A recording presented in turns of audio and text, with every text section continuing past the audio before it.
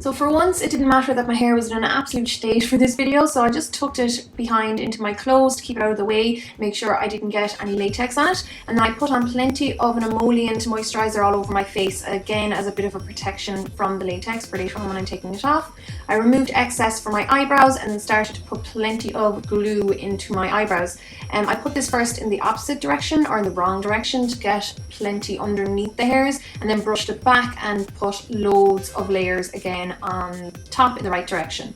You have to make sure that whatever glue stick you use is non-toxic and washable. It has to be water soluble so that it will actually come off your hairs and not remove any of the hairs. So once I had plenty of this on, I just dried it using my hairdryer, and I did repeat this process one more time where I just went over with another couple of layers and then dried it again with the hairdryer. I also applied some powder off camera, just a little bit to take away any excess stickiness, not that it really matters. Then I started to apply plenty of liquid latex, first on the brow area. And then before it dries, you need to get some cotton wool and start to press this over the latex. So you don't want it to be too lumpy, but you don't want it to be too thin either, because you're trying to build up texture and a heavy brow. And once I had enough of that on, I used a latex wedge or sponge and started to use this to press more latex in place, liquid latex in place.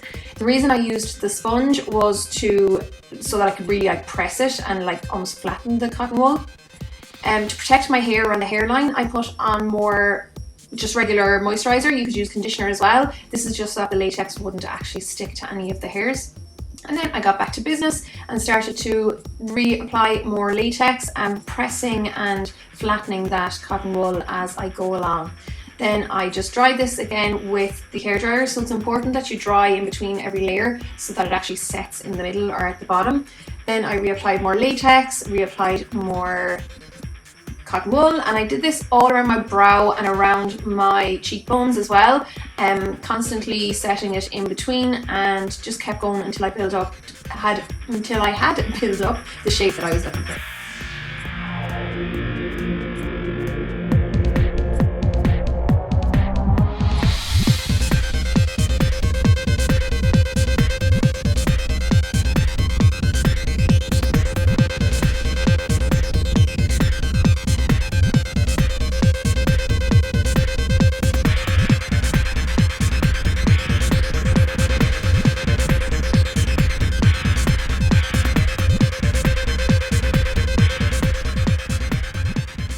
Once I had enough layers of cotton wool in place, I went in with a cheap disposable paintbrush. Don't use anything that you really care about, because you will have to bin it, and applied plenty of liquid latex over the top of this again, and also made sure that the edges were sealed in place as well.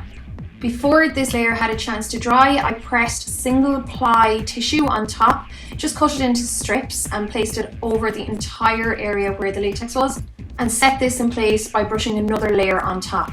But before I dried this layer with the hairdryer, I started to mould the cheeks and the nose a little bit with the back of my brush, just to get more shape into it. And then I went over with my hairdryer as usual.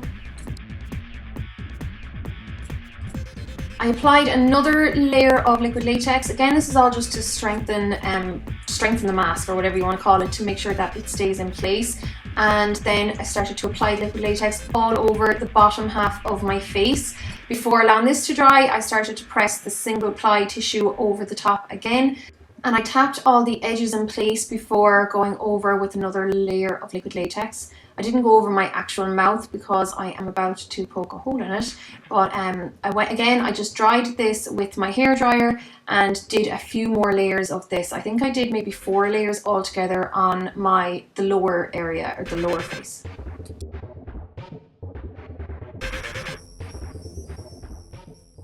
I spent a good few minutes blow drying this with the hairdryer to make sure it was well set, but before it was totally set, I was just pinching around the edge of the cheeks and the brow to give again a little bit more shape and have it stick out a little bit more so there was more texture.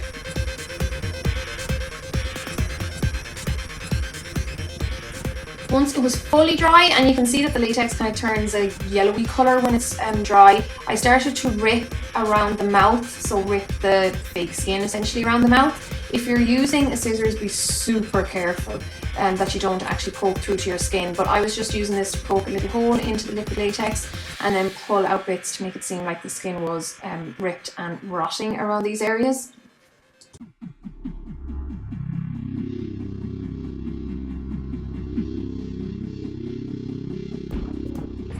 Be careful not to rip too much or pull it away from your face too much. But once you've that done, now it's time for face painting. So I was using all cream paints here, or grease paints. And the first layer of colour I did was this kind of rosy brown colour, just like a off weird pinkish colour. It doesn't really matter what you use, just have a look at some zombies on the internet and see kind of what colours they are. Then I went over with a grey colour. This was just to take down the high colouring of that, but layering colours will make it seem way more interesting anyhow.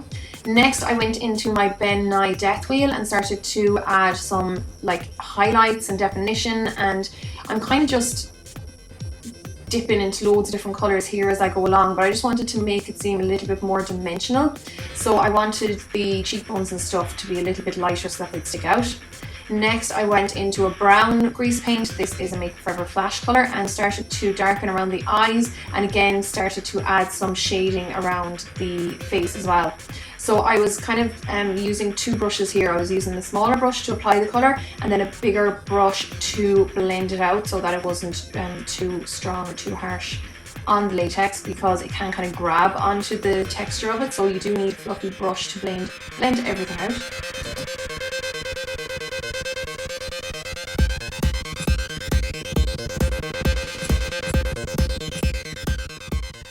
To fill in the areas behind the tears and to also add more shading, I went into a black grease paint and started to apply this randomly throughout the face. So I think it's just easier for you to see what I'm doing rather than me explaining what I'm doing. I applied a red kohl pencil onto the waterline to make the eyes look a bit more sick before starting on the teeth. So I just used a black kohl pencil and started to roughly mark out where the teeth would be on my mouth, and then used a white kohl pencil to fill in the actual teeth.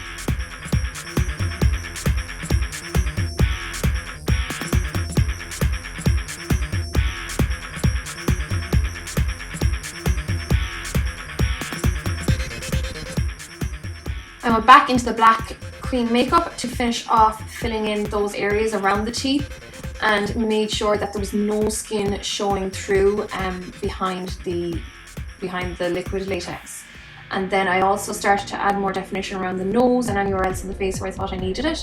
Then to colour in the gums, I used this kind of maroony reddy grease paint. Again, it's from the Ben Nye Death Wheel, and drew that or painted that in all around the teeth.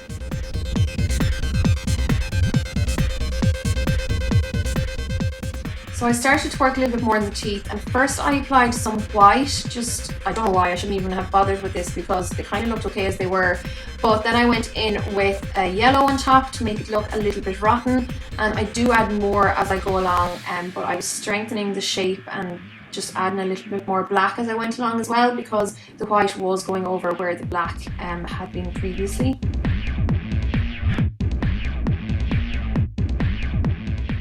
For more precision, I went into a black gel eyeliner with a really small brush, and again just traced around the shape of the teeth so that it would stand out a little bit more. I also used the black gel eyeliner around the face where I thought I needed a little bit more definition, or where I wanted stuff to stand out as well.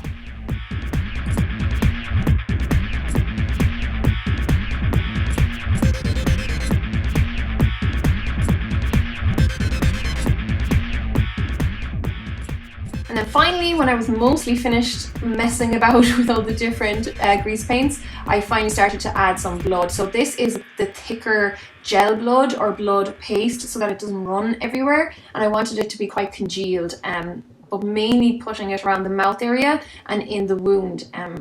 But yeah, just put it wherever you think looks kind of cool. I prefer this kind of blood definitely for this kind of look so that it doesn't actually run everywhere. It'll pretty much stay where you put it. And then the last few minutes here are just me adding some final touches before finishing off the actual face makeup.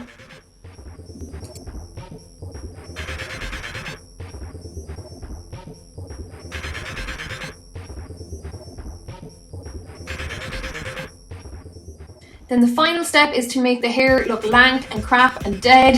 So just get loads of conditioner and put it all over the hair, way more than you'd normally use. And all you've left to do after that is decide on your costume. So I hope you like this, guys. I hope it was easy enough to follow. You should be able to get the products relatively easy. And that's it. So thanks a million for watching. Give a thumbs up if you enjoyed the video. Make sure you hit the subscribe button if you want to see more of my videos. And you can check out all my old Halloween videos by clicking on the image on the screen or by following the link below. Cheers, guys. Slán!